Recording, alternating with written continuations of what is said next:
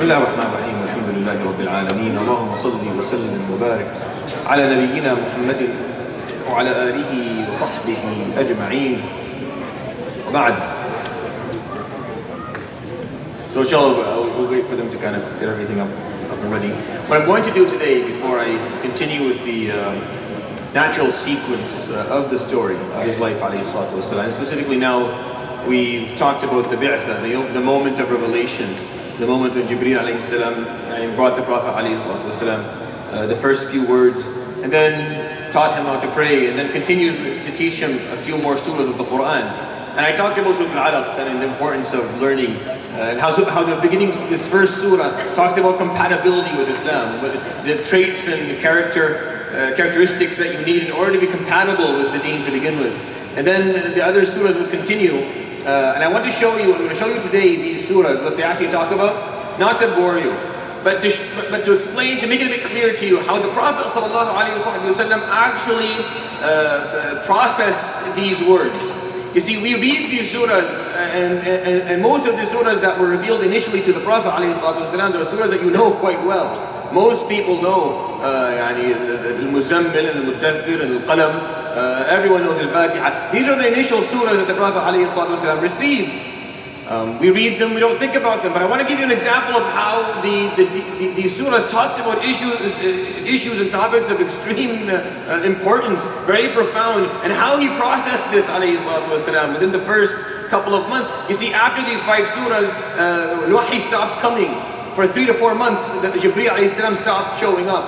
And it caused him, of course, a problem that I'll talk about. And the reason that he stopped showing up, it gave the Prophet ﷺ time to do 2 things.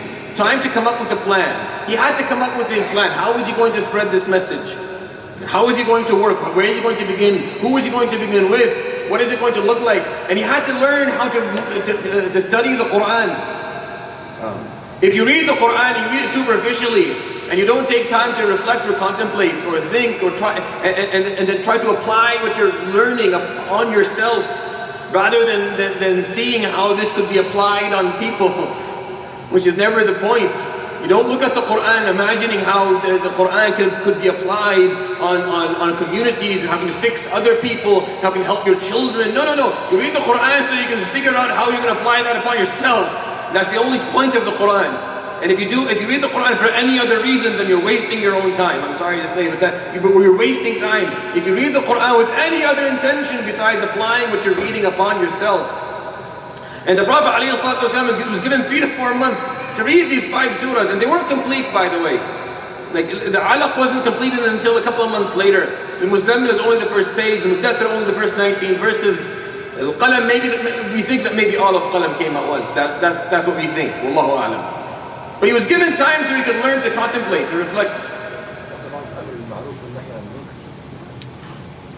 What about it? You want to apply it on yourself. Sure. Exactly. So he's asking me what about Nahi al-Ma'ruf and Nahi al-Munkar? And Al-Ma'ruf and Nahi al-Munkar is a bit of a different issue. It's not really Islamic, it's more social. I talked about this before. Al-Ma'ruf and Nahi al-Munkar specifically talks about social issues. Doesn't really if you're going to apply a religious issue, it's da'wah. They're different. Da'wah is when I'm going to give you a nasiha about an Islamic thing to do. But Al-Ma'ruf and Nahi al-Munkar is about social issues. Things that are encouraged socially or discouraged socially. And anything outside society can be called da'wah. But the moment you start cross-pathing what Amr al-Ma'ruf and Nahi al-Munkar is with da'wah, that's when we begin to mess. So I'm not allowed actually to come and enforce upon you anything within Islamic law. I can come and encourage it, I can explain it, I can come and make it something, I can make it make more sense to you. I can explain it in a way where you see the sense in it. But Al-Ma'ruf and Nahi al-Munkar, when I actually command good and I discourage something bad, usually these are social issues. And that's why the concept of Ma'ruf and the concept of Munkar are social issues. And we'll talk about that a bit more. And the question I think what you're asking is, well, when do we go from just teaching ourselves to teaching others? Whenever you want. But when you read the Quran, what I'm saying is, what you should be thinking about when you're reading these verses, what you should be imagining is the effect the Quran should be having on yourself. That's what should come to mind first. And that's where you should see the effect of the Quran first, is upon yourself. And once you see it upon yourself, then and you actually taste the beauty of applying the Quran upon yourself, the way that you will encourage others to do the same will be different. It'll actually work. It'll actually work. The moment you ask someone to do something that you have tried that has worked for you, the way you ask for it is different than commanding someone to do something that you think is right and you think that it doesn't work the same way. It doesn't come out the same way. It doesn't actually affect people the same way. Wallahu alam. So I wanted to take a moment and actually show you these surahs and the messages that these surahs contain, if we can ever actually get this working, and show you the examples. But I'll remind you what these surahs were. So we talked about Al-Alaq last week, and I showed you how Al-Alaq was the fundamental principle. It talked about compatibility. What we need to have in terms of characteristics to be compatible with Islam.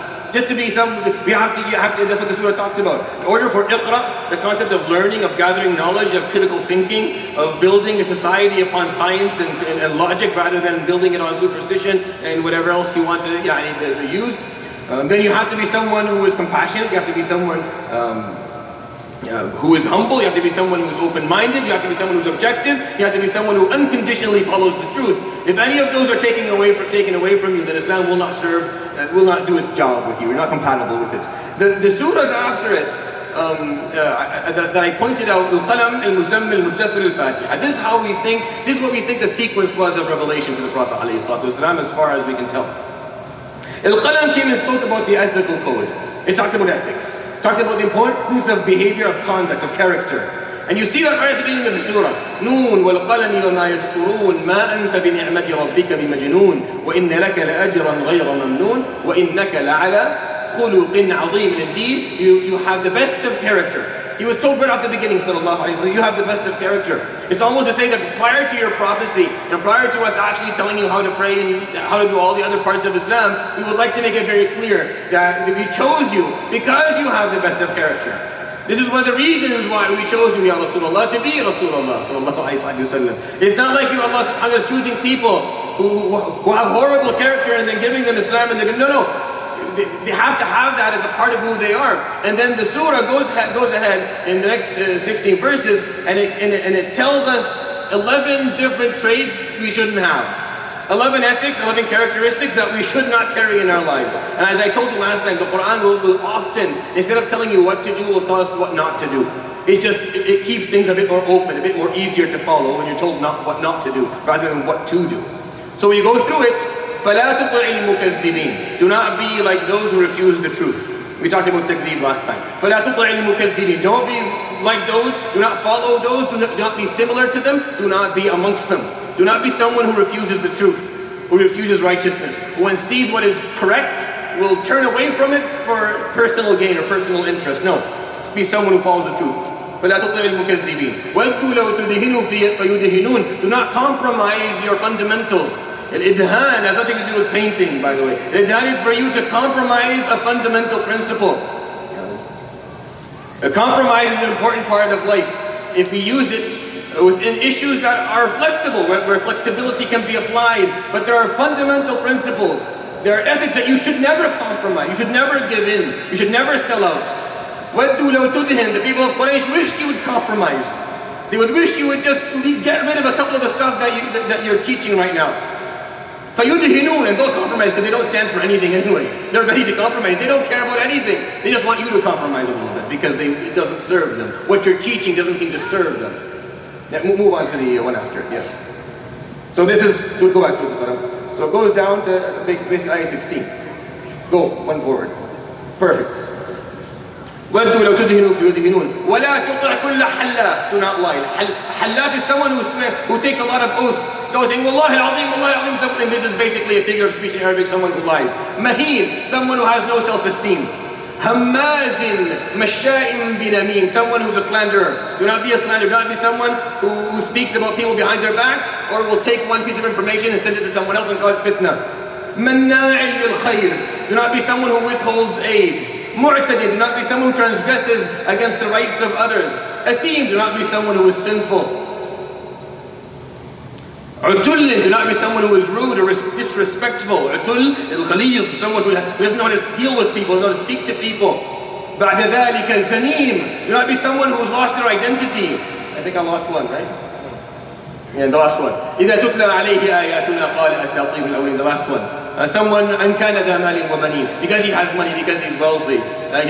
He'll mock faith and mock because he's materialistic. Don't be any of these 11 things. And if you actually take the opposite of these 11 things, and we think about them, you will find that the opposite of these 11 things is the perfect description of the character of Rasulullah sallallahu alaihi wasallam. That's the beauty of these verses. When you take the opposite of them, you find it describes him sallallahu alaihi wasallam exactly how he was.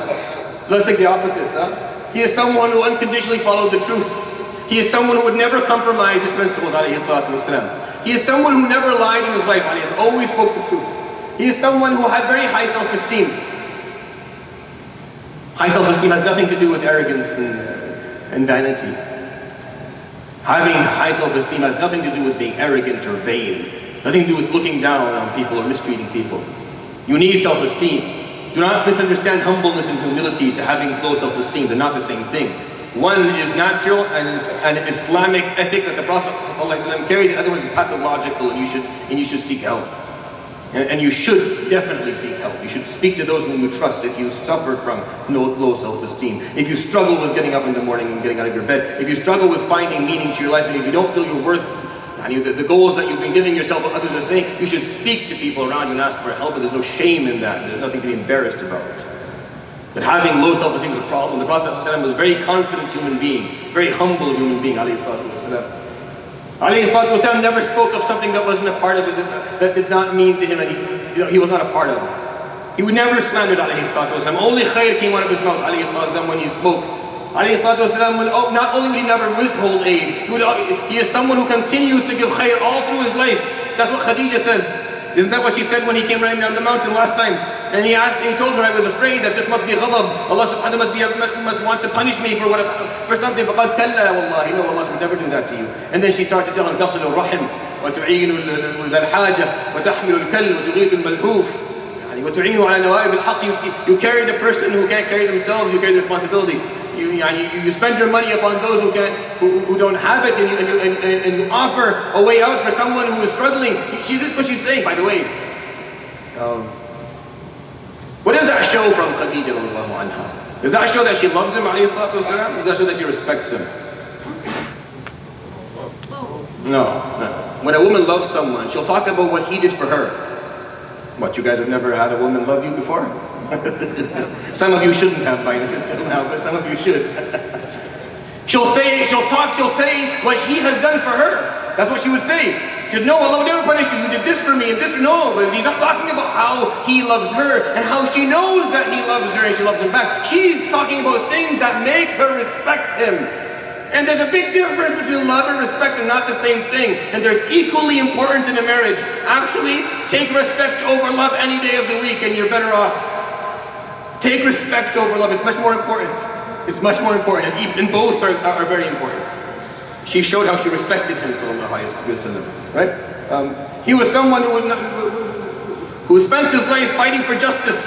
He would never transgress against anyone. Alayhi salatu wasallam was sinless. People never knew a sin for him. Alayhi salatu wasallam, all of his life, extremely respectful, very, very sure of his identity, could care nothing about what money is. Alayhi salatu wasallam. We look at the opposite of these characteristics, exactly who he was, sallallahu alayhi wasallam. When you read these ayat again, go home today, read the same ayat again. And this time read them this way. Read them the way he read them, alayhi salatu wasallam. This is what he took from them. He saw all these characteristics that he'd been told not to do, and he made sure that he was living life the opposite of what he's told not to do. And he built his character, alayhi salatu based on what he was told. Go one more forward. Let me add to you how Surah Al-Qalam talks about characteristics. The first story in the Quran, right? The first story that the Prophet alayhi salatu ever heard. The Quran is filled with stories. It begins right after these verses. إِنَّا بَلَوْنَاهُمْ كَمَا بَلَوْنَا أَصْحَابَ الْجَنَّةِ إِذْ أَقْسَمُوا لَيَصْرِمُنَّهَا مُصْبِحِينَ وَلَا يَسْتَثْنُونَ فَطَافَ عَلَيْهَا طَائِفٌ مِّن رَّبِّكَ وَهُمْ نَائِمُونَ فَأَصْبَحَتْ كَالصَّرِيمِ فَتَنَادَوْا مُصْبِحِينَ. This surah talking about ethics tells a story. It's an ethical story. It tells us how a father, when he had money, when he was alive, he made sure that whenever he took the harvest of his gardens and of his orchards, that he gave a certain amount of that harvest to people who were in need. To the point where needy people knew the day that he would harvest his crops and they would come and wait in line for their share. It's as if it was a right that they claimed from him. But it wasn't a right, it was just something that he had made a norm out of a good deed. He had turned a good deed into a tradition, into a norm. People got used to it, they would come and wait in line. And when he passed away, finally the children looked at each other and said, well, we don't have to do this anymore. He passed away. And there's 3 of us now. How about we go when we harvest a bit early? Just a bit early, so we don't have to tell people we don't want to give it to you. They don't want to be rude. They were raised by a good man. They didn't want to come and tell people, nothing for you, get lost. No, they said, you know what, we'll go harvest a couple of hours earlier in the morning. And we'll sell the crops before they actually arrive. And then we're not there to see them, and they just come and find everything is empty, and no problems have to happen. Very smart. One of them wasn't too sure about it, telling them maybe we shouldn't do this. I don't like how this feels. So they go, and Allah subhanahu wa ta'ala sends something from the sky and it burns. This whole thing burns. The whole orchard burns to the point where they arrive in the middle of the night to harvest the crops, and they can't find, and they're like, we must be in the wrong place. No, this can't be the right place. He must have taken the wrong turn at wherever. So they go back and they start looking. No, this is it. And the sun comes up and it's completely burnt. It's burnt to the ground. So they go back and they ask for forgiveness. قالوا سبحان ربنا إنا كنا ظالمين يا ويلنا إنا كنا طاغين. Subhanallah, we were wrong. We should have done that. And they lost their orchard. And it's just one message in this whole story. Don't break a good habit. When you inherit good ethics, don't lose them. You see, when you think about it, they inherited a good deed from their father. Their father had built something good. It wasn't the orchard that their father built. It was this good deed that he built. They didn't inherit the orchard. They inherited this good deed. Are you understanding what I'm trying to say? This is what the surah is teaching. This is what the ayah, this is what he's thought about, alayhi salatu wasalam, for 3 to 4 months. He learned to read the Quran this way. I cannot emphasize the importance of you starting to look at the Quran in this form. They had to learn that we did not inherit the orchard and all the crops. We inherited this good deed from him. And the moment that we got rid of it, Allah subhanahu wa ta'ala took away the other part, because the other part wasn't really inheritance to begin with for us. And they went back and said, no, and they went back to be better people again, even though they didn't have the orchard anymore. But they went back to at least to understand that this is what we inherit from the Prophet. We inherited, ya jama'ah, as Muslims, you inherited a way of life. You inherited ethics. So it's hurtful when I see Muslim brothers and sisters at young ages throwing away their inheritance. They don't care about their own morals and ethics and characteristics anymore. Their character has changed because they don't understand that's what you inherit from your parents. It's not the color of your skin, the way you look, and what you inherit is this. And these 3 young men understood it the hard way. They were taught the lesson the difficult way because they lost everything. And they had to start from scratch again. In the same surah, there's an ayah that goes like, أَفَنَجْعَلُ الْمُسْلِمِينَ كَالْمُجْرِمِينَ. Do you make a Muslim like a thief or like a criminal? The word mujrim in Arabic means someone who does not follow the laws of ethics. That's really what it means. And then later on it was used legally for someone who breaks the law. And actually, if you mean by the law of Islam, then mujrim is someone who breaks that law. That's all it is. It doesn't say أَفَنَجْعَلُ الْمُسْلِمِينَ كَالْكَافِرِينَ. Because you would think that the opposite of Muslim is a kafir, or the opposite of a Muslim is a mushrik. No, the surah is saying the opposite of a Muslim is someone who has no law, who follows no law. This is what he's being taught, alayhi salatu wasalam, early on in Islam. Coming to the last verse of the surah, I'm just giving you an example of how the surah taught ethics. Of course, he followed them, alayhi salatu wasalam. I reinforced it for him, but I taught the Sahaba, because I'm telling you names now. Today I'll tell you a few names of people who accepted this early on, who really took this in, and it changed who they were, and made them the people that we talk about 1400 years later. At the end of the surah it says, وَإِن يَكَادُ الَّذِينَ كَفَرُوا لَيُزْلِقُونَكَ بِأَبْصَارِهِمْ لَمَّا سَمِعُوا الذِّكْرَ وَيَقُولُونَ إِنَّهُ لَمَجْنُونَ. The disbelievers were so jealous and so hateful of you that they would try to make you slip with their eyesight. What does that mean? It's a figure of speech in Arabic. You want someone to slip up so badly. You want them to make a mistake. If you're jealous of someone, you don't like them to be successful. You don't want people to like them. You don't want them to do well. They were so jealous and hateful towards the Prophet. They wished he would just slip up once. They wanted him to make a mistake. They wanted him to lie once, to do something wrong. to have some character stain so that they could use it and say, see, look at this prophet who walks around acting like he's perfect. Perfect, look what he's said, look what he's done. But they couldn't find anything. And they would try with their eyesight. When you know how they say, Ayn al-Hasad, you look at someone, you stare at something long enough, you can, so that's what the ayah is saying, that the mushrikeen would stare at the Prophet hoping that they could make him just slip up. But he wouldn't.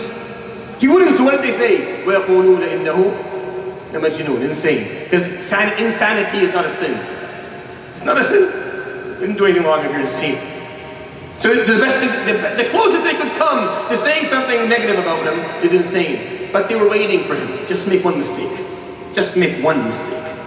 So we can stain Islam forever. Isn't that exactly what happens every day? When you stand up as a Muslim, they're waiting for you to make a mistake. Because you stand as a Muslim with Islam behind you. You protect it with yourself, with your being, with your life, with your existence, with your character. People wait for you to make a mistake. Muslims wait for you, non-Muslims wait for you, enemies and friends, everyone does. It's just the bad part of human nature. Waiting for you to slip up. So they don't have to say anything bad about you anymore. They get to stain whatever it is you claim you stand for. They get to speak negatively about whatever you claim you stand for. So every time you behave, every time you walk around trying to hold your character or maintain your ethics, remind yourself, you're not just doing it for you. You protect something behind you. You protect the word of Allah subhanahu wa ta'ala. The Prophet ﷺ, all it would have taken is one slip, just one mistake. I don't know how he did it. Right? Whenever someone runs for presidency, they go and look at every single email, every single website they've ever accessed in their lives. Anything, they will look at pictures that go maybe until they were 15 years old, trying to find some garbage, something to stain their character. You see, it happens here, it happens everywhere. You don't think they searched for mistakes for him, alayhi salatu wasalam? They did, but they couldn't find anything. And they couldn't make things up. Back then it was different. You couldn't make things up. You had to have witnesses for what you're going to say. And they just couldn't. So they said Majnoon. But they so wanted him to make a mistake. This is what the surah says. This is Surah Al-Qalam. Talked about the ethics. Move on to the one after it. The second one after that, or the third one, sorry, because we talked about Al-Alaq, Al-Qalam. Go after it. It's Surah Al-Muzzammil. Surah Al-Muzzammil, the first 19 verses were all revealed all at once. So if you go to Al-Muzzammil, you find a page and a half. The half is one ayah that was revealed way later, meaning a couple of years later. But that first page was all revealed within the first couple of days of his prophecy, alayhi salatu wasalam. And this one here, I just highlighted a bit. Surah Al-Muzzammil talks about your spiritual needs. In order for you to be able to continue to be a Muslim, to carry this message, to do your job, there has to be something in it for you. You have to have your fuel. It's like you need your nourishment. You need some support. What support do you need, Ya Rasulullah, to be able to carry this? The support you're going to need is spiritual. It's spiritual. We say that you need your food, you need your sleep. This surah says you need your prayer. This is what you need, Ya Rasulullah. Look at the commands he's given. Ya ayyuhal Al-Muzzammil. Al-Muzzammil means Al-Mutazammil, someone who put on a cloak or someone who put on a blanket. ما تزمل به الإنسان ما كان ملاصقا لجسده. Whatever you put on as tazammul, it's touching your body, it's very close. وما تدثر به الإنسان, al-Muddathir, al-Tadathur, is what you wear on the outside. So it's very symbolic. This surah talks about your spiritual needs, something that's very personal. Al-Muddathir will talk about how you're going to appear to other people, the appearance we're going to look like on the outside. And look at the commands. قُمِ اللَّيْلَ إِلَّا قَلِيلًا talks about قيام الليل. ورتل القرآن ترتيلا واذكر اسم ربك تبتل إليه اتخذه وكيلا اصبر اهجرهم هجرا جميلا ذرني والمكذبين أولي النعمة. These are the commands in this surah. Move on to the one after it. Here's the breakdown. قم الليل إلا قليلا, that's your salah, that's your prayer. He was actually commanded to pray all night. If not all night, maybe half of it. If not half of it, a bit less or a bit more. But something like that, and that was a specific command to him, alayhi salatu wasalam. You don't have to do that. But this command of prayer was for his own sake. It was for his own benefit, alayhi salatu wasalam. It wasn't an additional burden upon what he was asked to do. He needed this. If he didn't stand between the hands of Allah subhanahu wa ta'ala in full khushu', in closeness to Allah subhanahu wa ta'ala, how is he going to get up the next morning and go deal with all the difficulties and hardships he's going to find when he's talking to people? Impossible. See, this is the point that we're missing. Wallahi, this is the point that we're missing. If you're wondering where the gap is, here's the gap. Here it is. You see, salah is supposed to be something that helps you move along.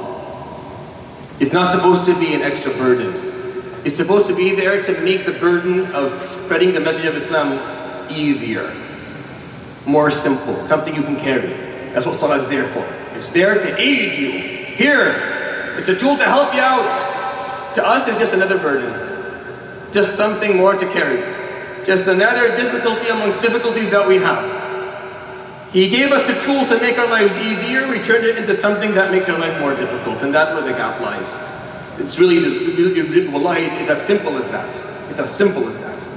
Alayhi salatu wasalam would pray, Qiyam al-Layl, would pray, and he would find his satisfaction, his happiness within prayer. He wasn't alone in this, alayhi salatu wasalam. The Sahaba felt the same way about it. It's impossible to pray half a night or every night for 15 years or 20 years if that wasn't the case. It's impossible. You'll do it for a night, 2 nights, you'll burn out, you'll stop. He would do this all his life, alayhi salatu wasalam. He would tell Bilal, Arihna biha ya Bilal. Offer me some peace of mind, ya Bilal, and make iqamah. So I can stand there for a moment and enjoy my existence just for 10 minutes. Just to get rid of all the problems and all the difficulties and issues and all my fears and hopes and complications, and let me just exist for a moment in peace. Let me refuel, let me regenerate, let me charge my battery. Just say, make iqamah, and they would stand there and they would pray. Prayer is a tool that's supposed to help you in your life, make you a stronger person, offer you peace of mind, offer you clarity, offer you inner strength. It's not supposed to be an extra burden, but we turned it into an extra burden, so it's hard to be Muslim now. Because what's there to help you has become something there to make your life difficult. And we did it to ourselves. Meaning we did this to ourselves. It's not supposed to be like that. But we choose to marathon pray when we're alone. We choose to see if we can break the word record in 35 seconds to get to rak'ah. And we make that choice. We made it. It's not there, but it's not how it's supposed to be. We've chosen to read Al-Kawthar and Qul Ahad every single prayer. We've chosen never to think of Surah Al-Fatihah. We've chosen never to think of a word we say in prayer at all. That's a choice, that's a conscious one that we have made. And then we have to live with the consequences of it.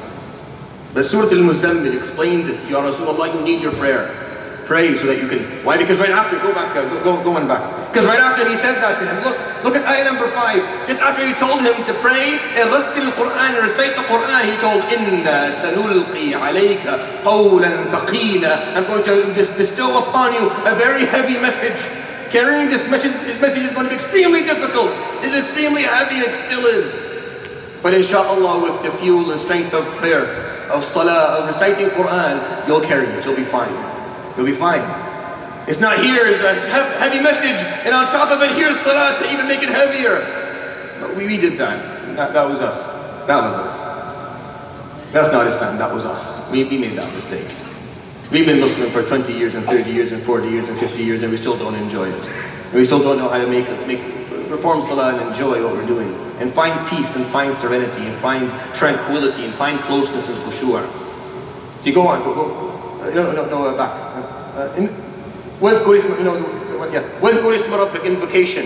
After that, وتبتل إليه تبتيلا, closeness, humble, or we call khushu'. التبتل is for you to be in a state in oneness with Allah subhanahu wa ta'ala. Not literal oneness with Allah, obviously, but meaning there's only you and Allah subhanahu wa ta'ala. You don't visualize, you don't see, you don't feel the existence of anyone else. You only understand, you only comprehend your humble existence and the existence of Allah subhanahu wa ta'ala. Everyone else means nothing to you at that moment. That's tabattul. You're in full sincerity, full khushu'. رب المشرق والمغرب لا إله إلا هو فاتخذه وكيلا. Tawakkul, another Islamic tool, another spiritual tool. Tawakkul, very important for you to depend in your heart upon Allah subhanahu wa ta'ala. Do your best and accept consequences. Can you do that in your life? That's what you do. Tawakkul is very simple. You do your God-given best. You exhaust every resource to achieve something. In your heart, you know that the results only come through the will of Allah, and you accept whatever the results are. Good or bad, you're okay with them, you have no problem. Tawakkul is a spiritual tool to help you. This helps you move forward. وَاصْبِرْ عَلَى مَا يَقُولُ. This is personal perseverance. People harm you, people say something to you that hurts you. Personal perseverance. Learn to calm yourself, learn to be patient. وَهَجُرْهُمْ هَجْرًا جَمِيلًا. Hajran jamila means Remove negative influences from your life. Someone who seeks, this is the spiritual food that the surah gives you. Don't take the last two because they work with current guidelines. No, take the whole thing. All of this is what the surah is teaching. Remove the negative influences. Someone who continues to pull you down, tell you what you're doing doesn't work, and tell you that you're wrong, even though you know you're doing something khayr, remove them. Hajran jamila, in a nice way. Just walk away, take a step backwards. I get questions about how do I do this and how do I fix that? 99% of the answers will be, who are your friends? Show me your friends. You won't show me your friends because you know they're not good friends. And I'll tell you that all you need to do is just take a step backwards. Just a step backwards, all you do. Just one step backwards. You don't curse them out, you don't mistreat them, you just take a step back. You don't have to see them every day, you don't have to answer every text, you can be busy. You can be busy, you do it all the time. You all do it all the time.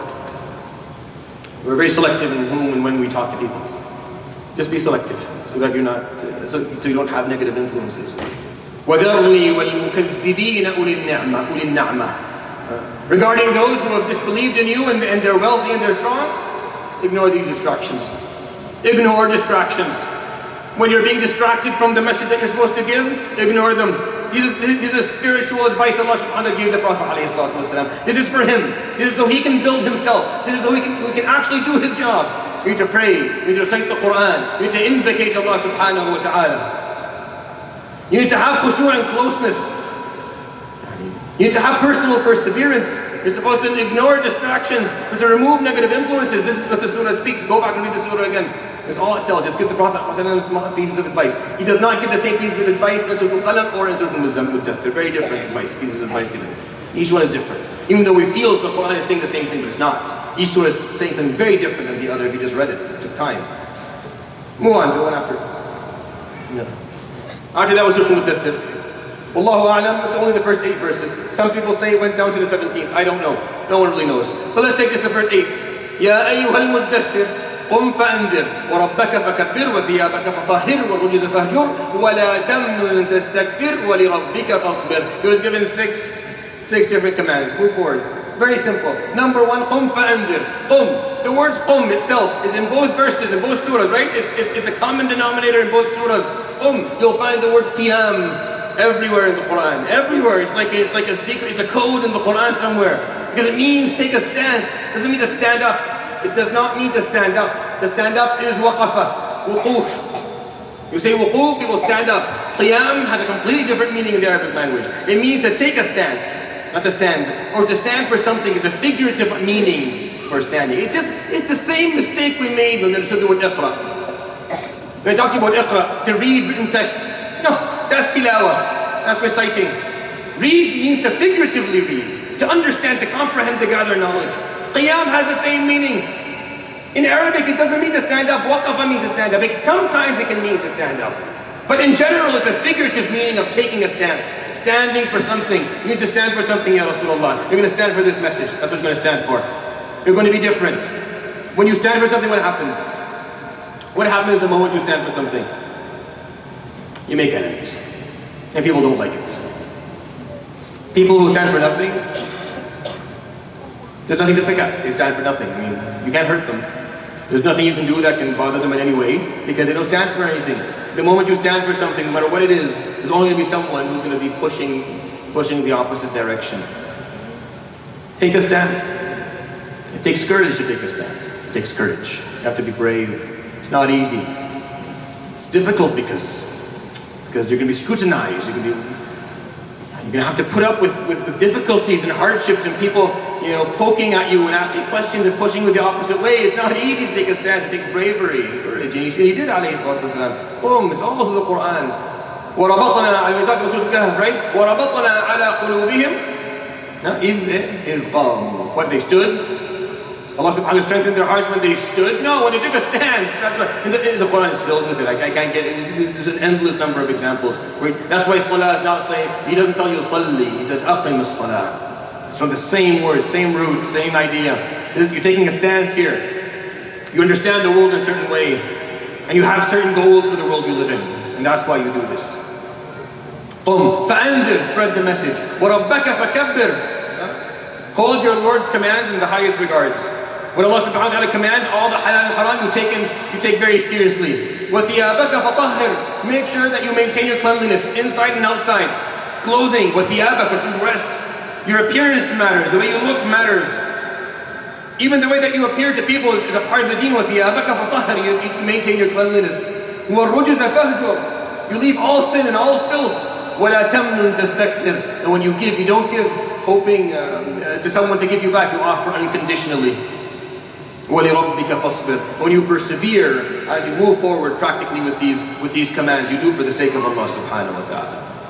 This is how we understood these verses. I just want you to understand. The Prophet ﷺ took time. He recited these ayat. He thought about them, he contemplated. And he began to apply upon himself so that the Sahaba, they were given 3 to 4 months to do this. It meant something. It changed how they viewed the world. It changed their character and their behaviors. We don't do the same. So you can't fix a problem that you don't admit. We just don't do this. We just don't behave the same way, do we? Or do we? Do we recite the Quran with this, looking for these things, trying to comprehend what he's trying to teach, and then imagining, am I doing that in my own life? Is this how I behave? Is this how I think? Or am I the standard that everything else needs to live up to? Which one is it? See, the standard that we all need to live up to is the Quran. Our character is not the standard that anything needs to live up to. It's the Quran. So they would recite alayhi salatu wasalam, would take time to read, to listen, to learn, to comprehend, and then to change.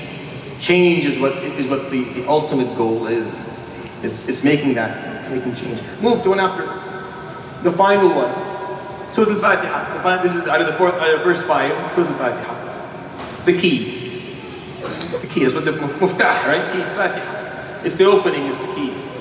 All the Quran will be understood under Surah Al-Fatiha. Let me give you the 7 points of Surah Al-Fatiha. Move forward. Right. All surahs must be understood according to it. Here are the 7 points you need to know Surah Al-Fatiha. Number 1, universality. Where Alhamdulillahi Rabbil Alameen. Right off the bat, it's Al-Alameen. It's not Rabb Quraysh, it's not Rabb al-Arab, it's Rabbil Alameen. He's the Lord of all, of everything that was ever created, everything that you'll ever see, everything you can imagine exists.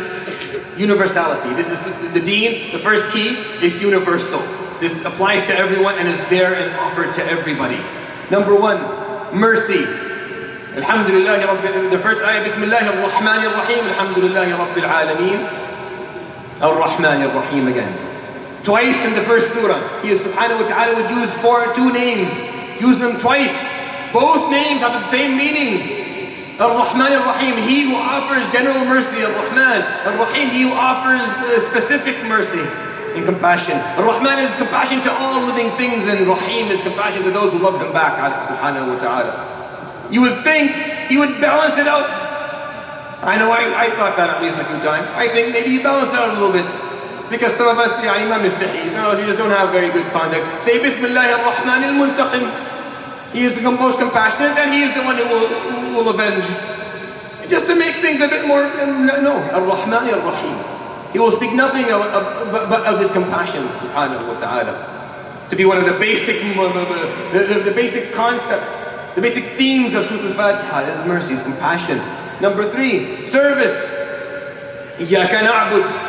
Na'bud is to serve. We are here to serve. Your job here is to serve. That's what you're here to do. That's our mission. That's a part of who we are.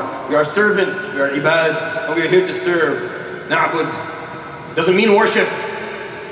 You can use nasta'een for worship if you want. Nasta'een is a better way anyways. Na'bud means to serve. Service is the 3rd. 4th, belonging to an ummah.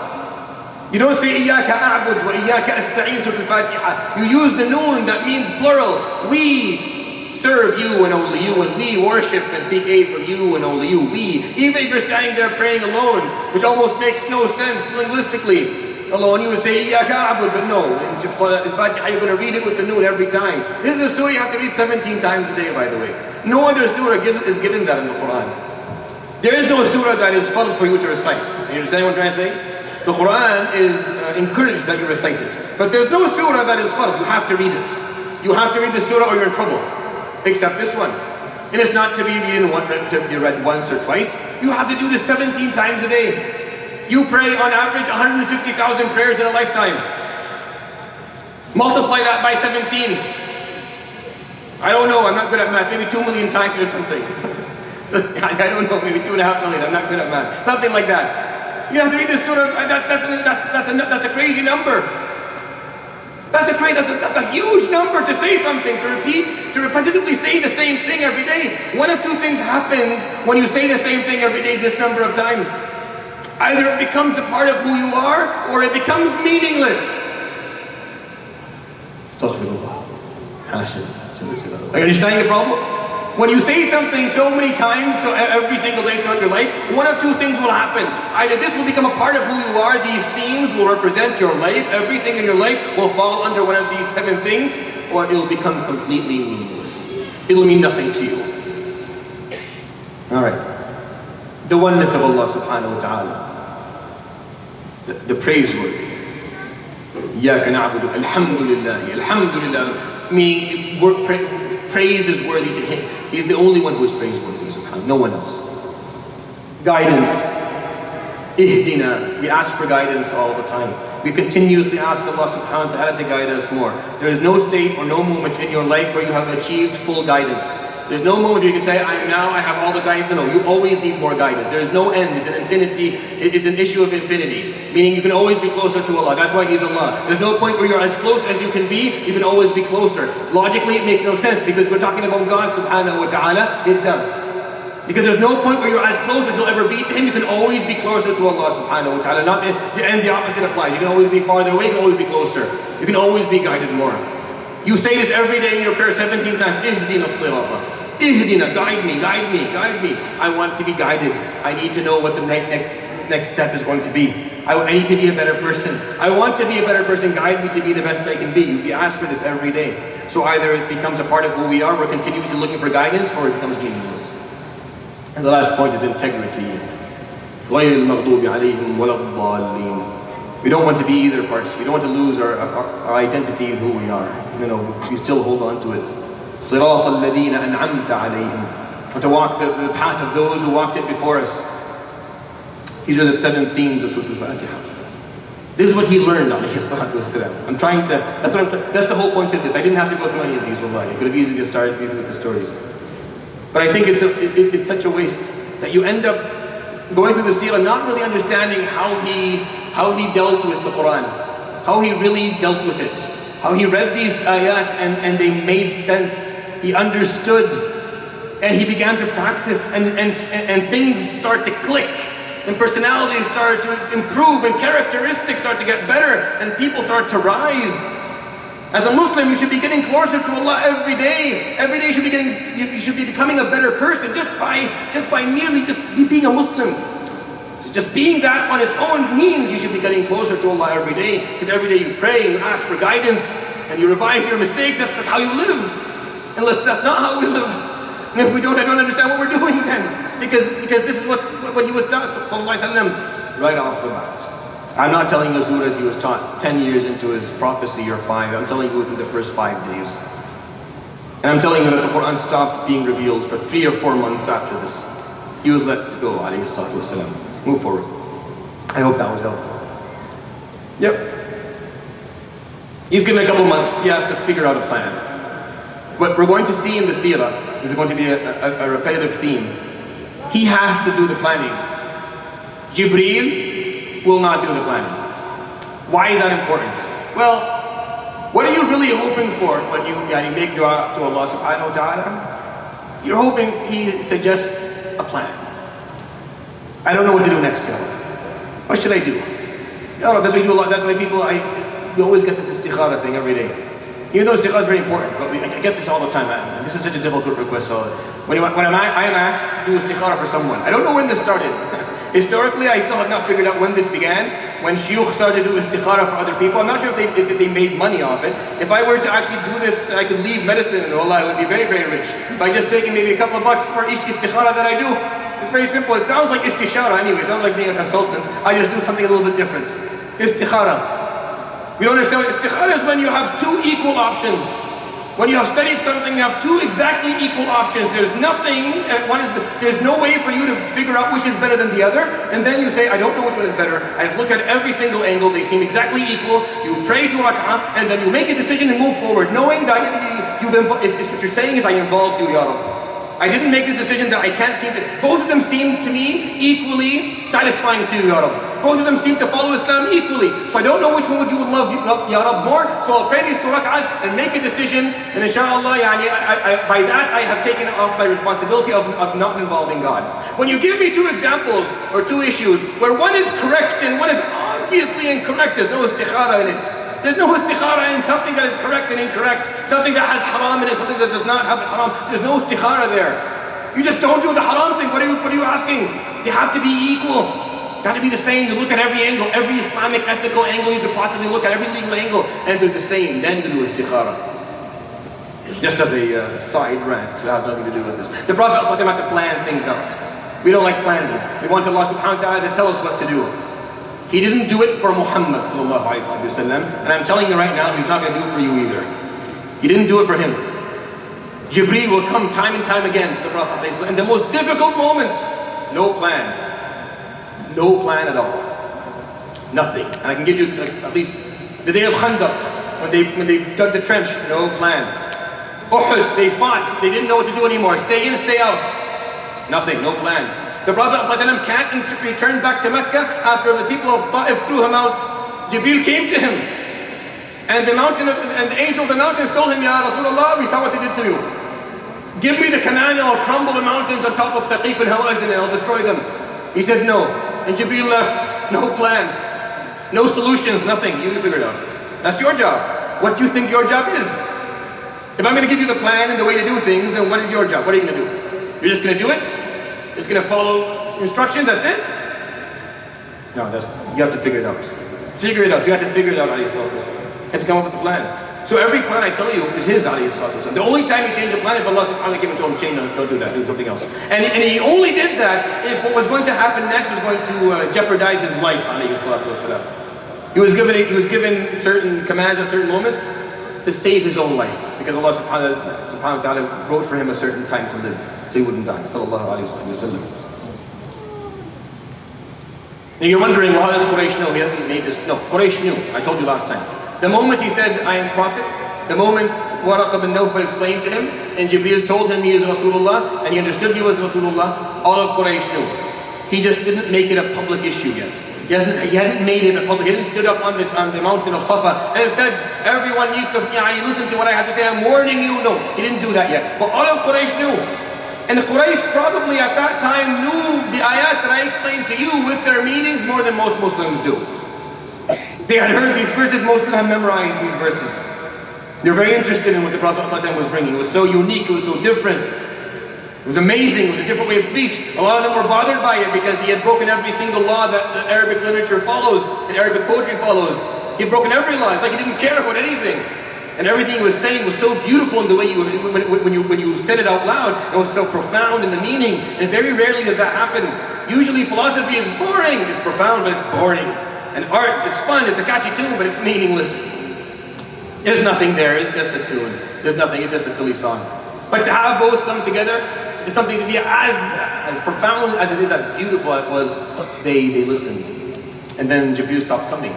First week, second week, third week, the Quraysh is asking all the new Muslims, hey, where's, what else? Oh, yeah, you went Al-Muzzammil, we heard that, the one after it. No, you know that one too. That's it, that's all we got. So where's, isn't Jibreel, what is he, busy? What happened? So they start mocking the Prophet. So I said, start making fun of him. And saying, your Lord gave up on you. He must be useless. Sallallahu ala Muhammad, sallallahu alayhi wa sahbihi wa sallam. So I say something like that. You must have made it messed up. Jibreel doesn't want to talk to you anymore. You must have made a huge mistake. What did you do wrong? Alayhi salatu wasalam has the stress of planning this. He's told that you have to teach everybody about Islam. I mean, it's like he doesn't have enough stress. Now he's being mocked by Quraysh. It was the first hardship he went through as a prophet. He had been through many before. But this was the first one as a prophet. And he began to worry, alayhi salatu wasalam, a little bit. Move. So another example. These two surahs are revealed 3 or 4 months later, with 2 lessons. 2 lessons. To teach the Prophet ﷺ how to deal with hardships from now on. And to tell the Prophet ﷺ about worrying, about worrying about the future. 2 lessons, I'm giving you examples. These surahs were revealed to him ﷺ to teach lessons. He would take what was in it, he would apply it to himself, and he was continuing his life with them. We've been reading Surah Al-Duha for what, 50 years? I mean, if you've looked that long. And what? When you have a hardship, you use it. To use the concepts that are in it. وَالضُّحَى وَاللَّيْلِ إِذَا سَجَى 3 statements, move forward. The surah teaches you, remember 3 statements. Surah Al-Duha, very simple. 3 statements. When you're in difficulty, you remember 3 statements. Number 1, مَا وَدَّعَكَ رَبُّكَ وَمَا قَلَى. Your Lord has never forgotten you. He has never neglected you, nor will He ever. That has to be a statement that is clear to you. When you go through hardship, it doesn't mean God doesn't care about you. Never ever say that to yourself. Never accept that thought come to your mind. Remember that immediately. Second statement, وَلَلْآخِرَةُ خَيْرٌ لَكَ مِنَ الْأُولَى. Whatever you lose in this life and don't get, you will be given better than whatever that is يوم القيامة. Everything in the hereafter is better than everything in dunya. So don't feel sad about something you missed in dunya. You'll get a better deal يوم القيامة. وَلَسَوْفَ يُعْطِيكَ رَبُّكَ فَتَرْضَى. And you will be satisfied يوم القيامة. In the hereafter, you're going to be satisfied. It's not like you're going to be given half a deal. Or you're going to spend your life working for the sake of Allah, and then He gives you your package Yawm al-Qiyamah, you're like, this is not enough, no, you'll be fully satisfied. To the point where no pain and no agony will ever exist in your heart ever again. You will be fully happy. Even with the difficult memories of your life, you will reconcile with them perfectly. Because you'll be so satisfied from the khayr you'll see Yawm al-Qiyamah. Remember those 3 statements every time you walk into a hardship. The second part of the surah, remember how Allah subhanahu wa ta'ala has helped you throughout your life. أَلَمْ يَجِدْكَ يَتِيمًا فَآوَى وَوَجَدَكَ ضَالًّا فَهَدَى وَوَجَدَكَ عَائِلًا فَأَغْنَى. He tells the Prophet, do you remember when you were an orphan? We gave you a home. You didn't have guidance and then we guided you. You were poor, we gave you wealth. Do you not have the same examples to talk about yourself? Could you not say to yourself something similar? We can all say the same about ourselves in different ways, in different words maybe, but the same thing. I was once this and Allah subhanahu wa ta'ala offered me this and once this. If you're old enough to think that way, then you were once in this situation. He's offered you a way out. So He's offered you a way out before. Why are you so upset now? He offered you a way out before. He'll do it again. The third part of the surah, what you should do. What should you do? Focus on helping others. فَأَمَّا الْيَتِيمَ فَلَا تَقْهَرْ أَمَّا السَّائِلَ فَلَا تَنْهَرْ وَأَمَّا بِنِعْمَةِ رَبِّكَ فَحَدِّثْ. Whose pain can you elevate? Can you elevate the pain of an orphan? You can elevate this pain. Can you help someone who is misguided and help them? Can you use your wealth to help others and do that? If you're in difficulty, instead of wasting your time feeling sorry for yourself, remember those three statements. Remember how He has served you before, subhanahu wa ta'ala. And then use whatever gifts He's given you to help other people. And that's how we get through difficulties as Muslims. You're a Muslim, that's how you get through hardship. This is what you do. You don't sit around and waiting for things to change. No, you immediately begin to relieve the hardship of someone else. I am in a financial hardship, but I can relieve your spiritual one. So I will relieve your spiritual hardship and Allah subhanahu wa ta'ala will relieve mine. That's how we do things. So the Shaykh came and told him, إِنَّ مَعَ الْعُسْرِ يُسْرًا. With each ease, there's enough difficulty to get through it. Some difficulties will never end, will continue to the end of your life. But there'll be within that difficulty enough ease for you to get through it. You'll survive, you'll make it through. You won't lose your deen, you won't lose your iman, you won't lose your integrity, you'll hold on to who you are. Inna ma'al usri. The first one was specific to him, alayhi salatu wasalam. Fa'inna ma'al usri yusra. He was being told, as for you, Ya Muhammad, with all your difficulties, there'll be enough ease for you to get through them. And then he made it a law. Inna ma'al usri yusra. This is a law, by the way. Every difficulty will have ease in it. Doesn't mean every difficulty will have ease after it. Some difficulties don't have ease after it, some of them don't. But every difficulty within it, if you look, if you are a mu'min, you'll find the ease within it that will allow you to overcome and to continue to be who you are. It won't break you, it won't destroy you. You'll hold on to yourself. These are the lessons he's learning. I know, today I bored you. Not many stories today. I know. I cannot emphasize the importance of you reading the Quran the way we're supposed to read it. The way he recited it, sallallahu alayhi wa sallam. I'm giving you examples of how he took it and how it changed him. I don't like saying that because alayhi salatu wasalam was already on a level much higher than we are. But how the Sahaba took this in. Now the Sahaba continued to be the people that they were. Move forward. Alright, one more. Where's the... okay, there it is. Who is the absolute first Muslim ever? Who was the absolute first person to be a Muslim? I got the question last time, Waraq bin Nawfal. So most scholars say no, because Waraqa died before Jibreel told the Prophet ﷺ, you are Rasulullah. But Waraqa knew what was going to happen. Waraqa is a mu'min. I told you last time, Waraqa is already a person of Jannah. Waraqa was a believer before the Prophet ﷺ became a prophet.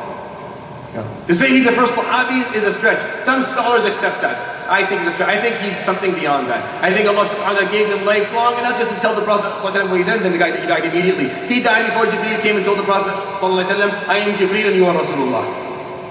So maybe, I don't think he qualifies. I think he's in a different category. Radiallahu anhu, a completely different category. But the absolute first Muslim, of course after the Prophet ﷺ accepting the message, is Khadija. Unequivocal. This is undisputed. Khadija bint Khuwaylid, bint Abd al-Uzza, ibn Abd al-Uzza was the first Muslim ever. The first person to make sujood for Allah subhanahu wa ta'ala under the law of Islam after the Prophet ﷺ was Khadija. And I think there's a lot in that to learn. Right? The first Muslim was not a man. The first Muslim was a woman. The Prophet ﷺ was the Prophet. He is the messenger. It's a different thing. Again, a different category. You can't say he's the first Muslim. أول المسلمين, you say the first Muslim ever, you go back to Ibrahim alayhi salam. He's the first one. But the first person in our ummah, the first person to accept the message of the Prophet alayhi salatu wasalam, Muhammad, was Khadija radiallahu anha. We talked about Khadija, a special person. We're going to continue to talk about Khadija. The next 10 years of his life alayhi salatu wasalam are going to be filled with Khadija. She's going to be everywhere. She'll be doing everything. And times with Khadija were different than times after her radiallahu anha. And then after that, we don't know the exact sequence. I don't know. It was Abu Bakr first, or Ali first, or Zayd, I don't know.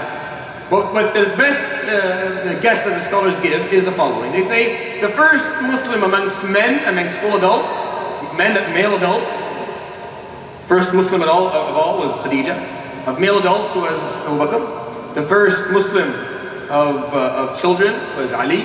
And the first Muslim in adolescence years was Zayd ibn Haritha. It will only be a few more days before all of his household will become Muslims. Ali sallallahu alaihi wasallam, his wife, and then all his children accept Islam. But these are the first two names. If you look at it, they're all very close to him. Zayd lives in his home, Ali lives in his home. Abu Bakr we'll talk about. Move forward. Who is Abu Bakr? I'm going to take a few minutes to talk about Abu Bakr. So Abdullah, his name is Abdullah. Right? Yeah, I know. We're used to Abu Bakr. No, his name is Abdullah. And his father Abu Quhafa, his name is Uthman. So Abdullah ibn Uthman ibn Amr ibn Amr ibn Ka'ab ibn Sa'd ibn Taym ibn Murrah. Murrah is one of the Prophet ﷺ's grandparents. So he meets with the Prophet ﷺ's lineage at Murrah. The lineage of the Prophet has Qusay ibn Kilab ibn Murrah, and Abu Bakr has Taym ibn Murrah. So he's a Taymi. So Abu Bakr is called Taymi. He's from the part of Quraysh that is Taym. Abu Bakr was the first Muslim man. Abu Bakr, like the Prophet ﷺ, never worshipped idols in his life, ever. Never believed in them, He became very close friends with him. He was his best friend ﷺ, prior to Islam. They met during their years of buying and selling. The Prophet ﷺ worked with Abu Talib and became a merchant, correct? He became a businessman. And Abu Bakr had owned a business for many years. Abu Bakr came from a wealthy family. Abu Bakr was 2 years younger than the Prophet ﷺ, but he had a head start in life. His father was a merchant before him, and they owned wealth, and he had worked most of his life. He owned his own business. Abu Bakr, his father, spent a lot of time teaching him and educating him. Educating him in certain things. Abu Bakr was a scholar of history, the history of the land, and a scholar of genealogy. He knew the ansab, which is something at that time was very valuable. If you had someone who was a nasaba, who knows exactly each tribe, what their lineage is, and how they connect to other tribes. You know names and peoples, and that's a big plus. So Abu Bakr was someone who helped the Prophet ﷺ out all of his life because of the knowledge he had. He was a very famous person, Abu Bakr. His fame actually helped the Prophet ﷺ. He was a known figure. People knew Abu Bakr. He wasn't someone who was disrespected. No, he had his weight in communities and in societies everywhere. Many of the Muslims, of course, we're going to see as we move along in the next few years, you're going to see a lot of Muslims going to be persecuted, oppressed, mistreated. Not Abu Bakr. Abu Bakr was too heavy as a human being. Not heavy in weight, but figuratively speaking. His weight within society was very big. People couldn't touch him. And you're going to see how the the Prophet ﷺ got his best friend to believe in him. I've always stopped at this point when I think about Abu Bakr. Oh my gosh, we're done. Just think about this. When you look at friends, and you look at the concept of someone having a best friend, I mean, if your best friend claimed prophecy, yeah, I wonder how that would go. That'd probably be the laughing point for the next couple of months with the guys. You hear what he's doing? No, not Abu Bakr. يقول صلى الله عليه وسلم, listen to this. ما عرضت الأمر على أحد إلا وكان له فيه تردد إلا أبو بكر. Everyone I offered Islam to always had a moment of hesitation. Just a second, just to think things through. Except Abu Bakr. ما عرضت عليه الأمر حتى قال لا إله إلا الله. It's as if Abu Bakr was waiting for this all his life. One of the things that makes me, as I grew up, or made me extremely confident in who he was, sallallahu alayhi wa sallam, was Abu Bakr. Who knows you more than your best friend? Someone who spends time with you daily. If Abu Bakr somehow knew on a subconscious level that Muhammad ibn Abdullah sallallahu alayhi wa sallam was a unique and special person, and as if he was waiting for it. And the moment the Prophet sallallahu alayhi wa sallam said, Ya Abu Bakr, this would happen, he said, La ilaha illallah. I'm with you. No, move. Abu Bakr actually within the next 2-3 days would bring 10 Muslims. We'll talk about that inshallah next time. Because your best friend, you probably, someone who did what the Prophet ﷺ did, probably would have lost all his best friends. And because your friends are usually there for the good times and the fun, but not for the serious stuff. Abu Bakr, it was as if he was waiting for it all his life. Just waiting for someone, or for Muhammad, the Prophet ﷺ specifically, to finally say it. And finally bring it forward. And when he did not hesitate for a moment. You see, later on, many years later, the Prophet ﷺ will stand on the minbar. He'll be 63 years old. Or 62, very at the end of his life. He's tired. He's tired, alayhi salatu wasalam. He would stand there and he would say, مَا كَانَ مِنْ أَحَدٍ مِنْكُمْ أَسْدَى إِلَيْنَا مَعْرُوفًا إِلَّا كَافَأْنَاهُ. Everyone in this society, I would say, everyone here who has done a good deed to me, I have done many good deeds back to reward them. I've made sure that if you've done something nice to me, I go out of my way to make sure I do something nice for you. إِلَّا أَبُو بَكْرٍ مَا اسْتَطَعْتُ مُكَافَأَتَهُ فِي الدُّنْيَا. Except Abu Bakr, I have yet to be able to reward him for what he's done for me in this dunya. فَتَرَكْتُ مُكَافَأَتَهُ إِلَى اللَّهِ. So I left it to Allah subhanahu wa ta'ala to reward Abu Bakr. أَلَا كُلُّ خَوْخَةٍ إِلَى الْمَسْجِدِ تُسَدُّ إِلَّا خَوْخَةُ أَبِي بَكْرٍ. Every door that opened into the masjid, you see all the Sahaba, once they put up walls in the masjid towards the end, they started opening small doors. So Abu Bakr opened a door, and Umar opened, he said all the doors will be closed, but you'll leave the door Abu Bakr open. And it was a figure of speech. And everyone has a certain extent with me in terms of closeness, except Abu Bakr radiallahu anhu warḍah. See, I love the friendship, because you get to see him alayhi salatu wasalam as a human being. Sometimes we lose that part. We tell you these stories and you see him, so he's a guy, he's a person. And he had a best friend. And his friend's name was Abdullah ibn Uthman, aka Abu Bakr as-Siddiq. And he was the first person to believe in him, alayhi salatu wasalam. That says something about the Prophet and about Abu Bakr that I think is worthy. You'll continue inshallah this next week. سبحانك وبحمدك لا إله إلا أنت أستغفرك وأتوب إليك وصلى الله على سيدنا محمد وعلى آله وصحبه أجمعين. Before you leave,